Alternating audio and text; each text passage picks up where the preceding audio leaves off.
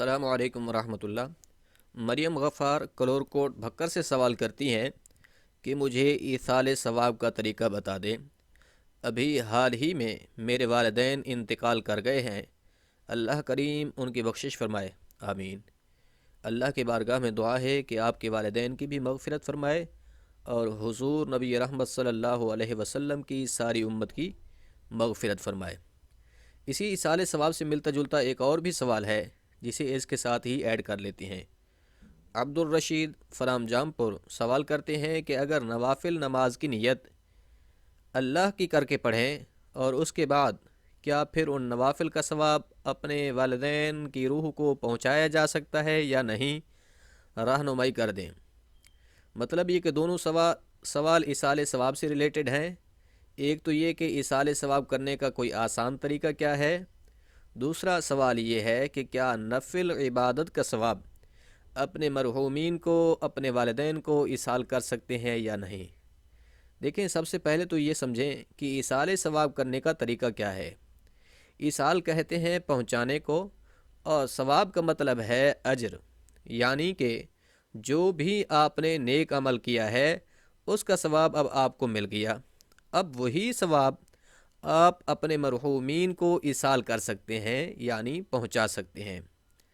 मिसाल के तौर पर आपने कुरान करीम की तिलावत की है, उसका सवाब आपको मिल गया। इसी तरह अगर आपने दुरूद शरीफ पढ़ा तो उसका सवाब भी आपको मिल गया।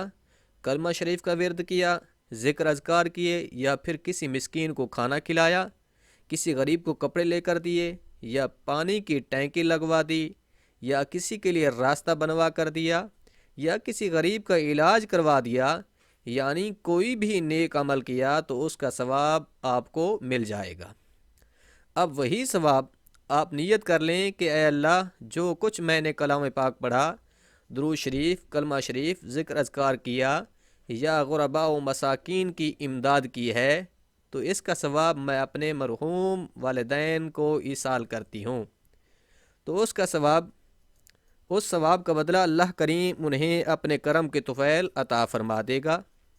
इसी तरह अगर कोई चीज़ सदका करती हैं तो उस वक़्त भी ये नियत कर सकती हैं कि इस सदका का सवाब मैं अपने मरहूम वालिदैन, अज़ीज़ व अक़ारिब और हुज़ूर नबी रहमत सल्लल्लाहु अलैहि वसल्लम की सारी उम्मत को बख्शती हूँ।